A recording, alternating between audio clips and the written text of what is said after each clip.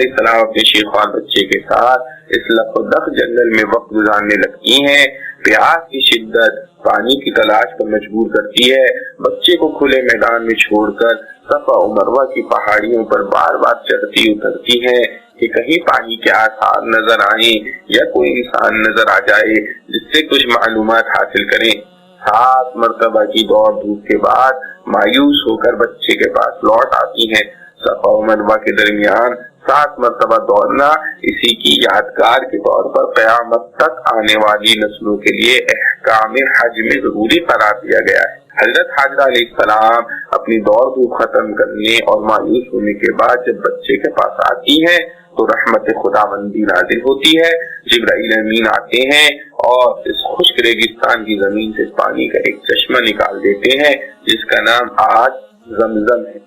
پانی کو دیکھ کر اول جانور آ جاتے ہیں، پھر جانوروں کو دیکھ کر انسان پہنچتے ہیں اور مکہ کی آبادی کا سامان ہو جاتا ہے۔ ضروریات زندگی کی کچھ آسانیاں مہیا ہو جاتی ہیں۔ نومولود بچہ جن کو آج حضرت اسماعیل علیہ السلام کہا جاتا ہے نشو و نما پاتے ہیں اور کام کاج کے قابل ہو جاتے ہیں۔ حضرت ابراہیم علیہ السلام باشارات ربانی گاہ گاہ تشریف لاتے ہیں اور بیوی و بچے کو دیکھ جاتے ہیں۔ اس وقت پھر اللہ تعالیٰ اپنے خلیل علیہ السلام کا تیسرا امتحان لیتے ہیں۔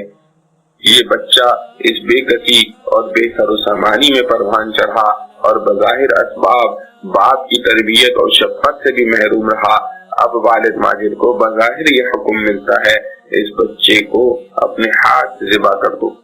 ارشاد قرآنی ہے فَلَمَّا بَلَغَ مَعَهُ السَّعْيَ قَالَ يَا بُنَيَّ إِنِّي أَرَىٰ فِي الْمَنَامِ أَنِّي أَذْبَحُكَ فَانظُرْ مَاذَا تَرَىٰ قَالَ يَا أَبَتِ افْعَلْ مَا تُؤْمَرُ سَتَجِدُنِي إِن شاء اللَّهُ مِنَ الصَّابِرِينَ۔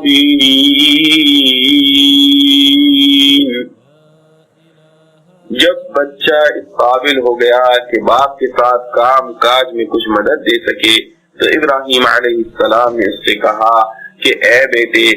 میں خواب میں یہ دیکھتا ہوں کہ تجھ کو ذبح کر رہا ہوں، تو بتلا کہ تیرا کیا خیال ہے؟ فرزند سعید نے عرض کیا کہ ابا جان، آپ کو جو حکم ملا ہے اس کی تعمیل کیجئے، آپ مجھے بھی اس کی تعمیل میں انشاءاللہ ثابت قدم پائیں گے۔ اس کے بعد کا واقعہ ہر مسلمان جانتا ہے کہ حضرت خلیل علیہ السلام صاحبزادے کو ذبح کرنے کے لیے مینا کے جنگل میں لے گئے اور اپنی طرف سے حکم حق و حق جل وعلا شأنہ کی پوری تعمیل کر دی، مگر وہاں مقصود بچے کو ذبح کرانا نہیں بلکہ شفیق باپ کا امتحان کرنا تھا۔ واقع خواب میں کے الفاظ میں غور کیا جائے کہ اس میں یہ نہیں دیکھا تھا کہ ذبح کر دیا بلکہ ذبح کا عمل کرتے دیکھا جو حضرت ابراہیم علیہ السلام نے کر دکھایا، اور اس عمل کو بذریعہ وحی منام دکھلانے میں بھی شاید یہی مصلحت ہو کہ بذریعہ کلام حکم ذبح دینا منظور نہ تھا۔ اسی وجہ سے ارشاد یہ ہوا کہ صدقت الرؤیا، کہ خواب میں جو کچھ دیکھا تھا آپ نے اس کو پورا کر دیا۔ جب اس میں وہ پورے اترے تو اللہ تعالیٰ نے جنت سے اس کا فدیہ نازل فرما کر اس کی قربانی کا حکم دے دیا، اور یہ سنت ابراہیمی آنے والی دنیا کے لیے دائمی سنت بن گئی۔ یہ کڑے اور سخت امتحانات تھے جن میں حضرت خلیل اللہ علیہ السلام کو گزارا گیا، اس کے ساتھ ہی دوسرے بہت سے اعمال و احکام کی پابندیاں آپ پر عائد کی گئی، جن میں سے 10 خصائل فطرت کے نام سے موسوم ہیں جن کا تعلق بدن کی صفائی، ستھرائی اور پاکی سے ہے، اور یہ خصائل فطرت آنے والی تمام امتوں کے لیے بھی مستقل احکام بن گئے۔ حضرت خاتم الانبیاء صلی اللہ تعالی علیہ وسلم نے اپنی امت کو ان تمام امور کے لیے تاکیدی احکام دیے، اور ابن کثیر رحمۃ اللہ علیہ نے حضرت عبداللہ بن عباس رضی اللہ عنہما سے ایک روایت میں یہ بھی نقل کیا ہے کہ پورا اسلام 30 حصوں میں دائر ہے، جس میں سے 10 سورہ برات میں مذکور ہیں اور 10 سورہ احزاب میں اور 10 سورہ مؤمنون میں۔ حضرت ابراہیم علیہ السلام نے ان تمام چیزوں کا پورا حق ادا کیا اور ان سب امتحانات میں پورے اترے اور کامیاب رہے۔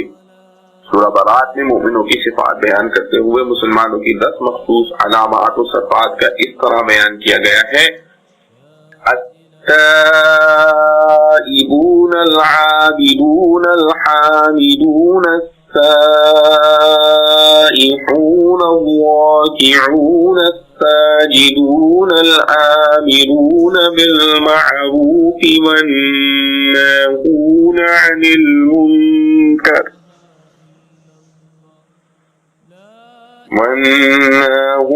عن المنكر والحافظون لحدود الله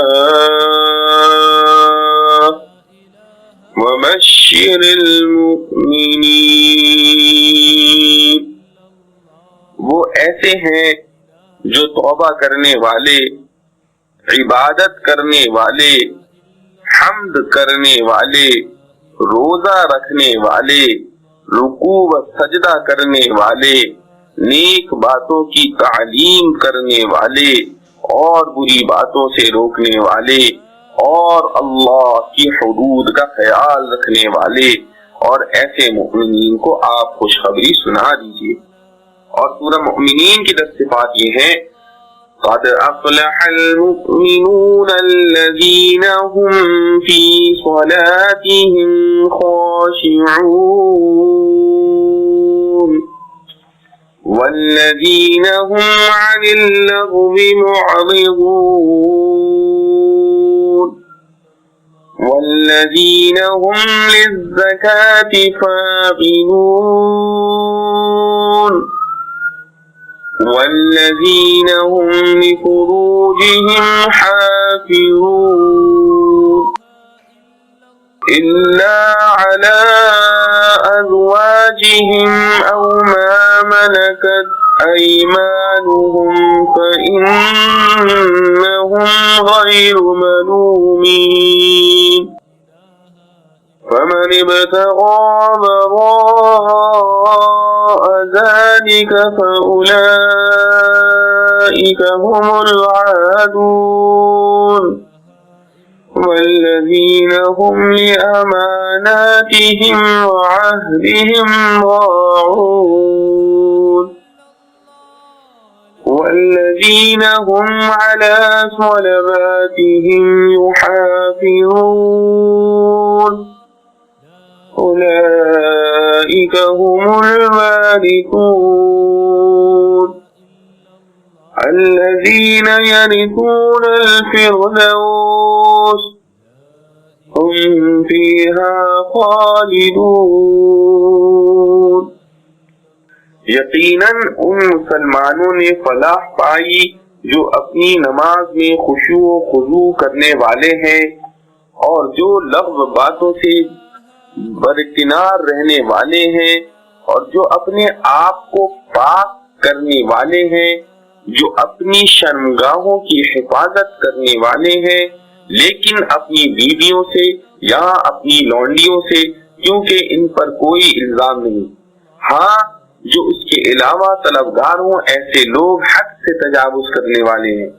اور جو اپنی امانتوں اور اپنے عہد کا خیال رکھنے والے ہیں اور جو اپنی نمازوں کی پابندی کرتے ہیں، ایسے ہی لوگ وارث ہونے والے ہیں جو فردوس کے وارث ہوں گے، وہ اس میں ہمیشہ رہیں گے۔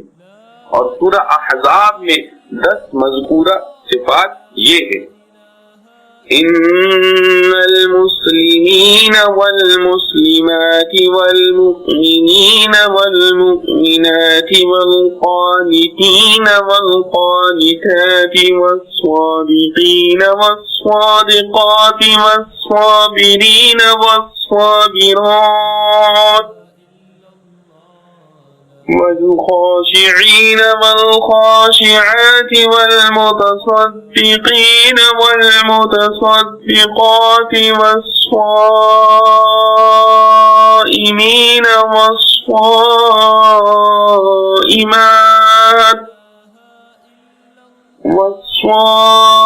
والصائمات والحافظات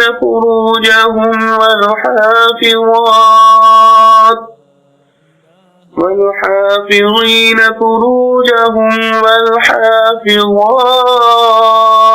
والذاكرين الله كثيرا والذاكرات أعد الله والحافظين فروجهم والحافظات والذاكرين الله كثيرا والذاكرات أعد الله لهم مغفرة وأجرا عظيما۔ بے شک اسلام کے کام کرنے والے مرد اور اسلام کے کام کرنے والی عورتیں اور ایمان لانے والے مرد اور ایمان لانے والی عورتیں اور فرما برداری کرنے والے مرد اور فرما برداری کرنے والی عورتیں اور راست باز مرد اور راست باز عورتیں اور صبر کرنے والے مرد اور صبر کرنے والی عورتیں اور خشوع کرنے والے مرد اور خشوع کرنے والی عورتیں اور خیرات کرنے والے مرد اور خیرات کرنے والی عورتیں اور روزہ رکھنے والے مرد اور روزہ رکھنے والی عورتیں اور اپنی شرمگاہ کی حفاظت کرنے والے مرد اور اپنی شرمگاہ کی حفاظت کرنے والی عورتیں اور بکثرت اللہ کو یاد کرنے والے مرد اور بکثرت اللہ کو یاد کرنے والی عورتیں، ان سب کے لیے اللہ تعالی نے مغفرت اور اجر عظیم تیار کر رکھا ہے۔ مفسر القرآن حضرت عبداللہ بن عباس رضی اللہ تعالی عنہما کے ارشاد سے معلوم ہوا کہ مسلمانوں کے لیے جتنی علمی، عملی، اخلاقی صفات مطلوب ہیں وہ ان تینوں صورتوں کی چند آیات میں جمع کر دی گئی ہیں، اور یہی صفات وہ کلمات ہیں جن میں حضرت خلیل اللہ علیہ السلام کا امتحان لیا گیا۔ اور یہ آیت وَإِذِ ابْتَلَىٰ إِبْرَاهِيمَ رَبُّهُ بِكَلِمَاتٍ میں انہی صفات کی طرف اشارہ ہے۔ ان آیات کے متعلق قابل غور سوالات میں سے 2 سوالوں کا جواب یہاں تک ہو گیا۔ تیسرا سوال یہ تھا کہ اس امتحان میں حضرت ابراہیم علیہ السلام کی کامیابی کا درجہ اور مقام کیا رہا، تو وہ خود قرآن کریم نے اپنے مخصوص انداز میں ان کو سند کامیابی عطا فرمائی۔ ارشاد ہوا وَإِبْرَاهِيمَ الَّذِي وَفَّىٰ، وہ ابراہیم جس نے پورا کر دکھایا۔ اس کا حاصل یہ ہے کہ ہر امتحان کی مکمل اور 100% کامیابی کا اعلان فرما دیا۔ چوتھا سوال کس امتحان پر انعام کیا ملا، اس کا ذکر خود اسی آیت میں آ چکا ہے، یعنی قَالَ إِنِّي جَاعِلُكَ لِلنَّاسِ إِمَامًا۔ امتحان کے بعد اللہ تعالی نے فرمایا کہ میں آپ کو لوگوں کا امام اور پیشوا بنانے والا ہوں۔ اس سے ایک طرف تو یہ معلوم ہوا کہ حضرت خلیل علیہ السلام کو اس کامیابی کے صلے میں امامت خلق اور پیشوائی کا انعام دیا گیا، دوسری طرف یہ بھی معلوم ہوا کہ خلق خدا کو امام و مقتدا اور پیشوا بننے کے لیے جو امتحان درکار ہے وہ دنیا کے مدارس اور یونیورسٹیوں جیسا امتحان نہیں جس میں چند مسائل کی فنی تحقیق اور علمی موشگافی کو کامیابی کا اعلیٰ درجہ سمجھا جاتا ہے۔ اس عہدے کے حاصل کرنے کے لیے 29 اخلاقی اور عملی صفات میں کامل اور مکمل ہونا شرط ہے، جن کا ذکر ابھی بحوالہ آیات آ چکا ہے۔ قرآن کریم نے ایک دوسری جگہ بھی یہی مضمون اس طرح بیان فرمایا ہے وَجَعَلْنَا مِنْهُمْ أَئِمَّةً يَهْدُونَ بِأَمْرِنَا لَمَّا صَبَرُوا وَكَانُوا بِآيَاتِنَا يُوقِنُونَ، یعنی ہم نے ان میں سے امام اور پیشوا بنائے کہ وہ ہمارے حکموں سے لوگوں کو ہدایت کریں جب انہوں نے اپنے نفس کو خلاف شرع سے روکا اور ہماری آیتوں پر یقین کیا۔ اس آیت میں امامت و پیشوائی کے لیے 30 صفات کا خلاصہ 2 لفظوں میں کر دیا گیا ہے، یعنی صبر و یقین، یقین علمی اور اعتقادی کمال، اور صبر عملی اور اخلاقی کمال ہے، اور وہ 30 صفات جن کا ذکر ابھی اوپر گزر چکا ہے سب کی سب انہی 2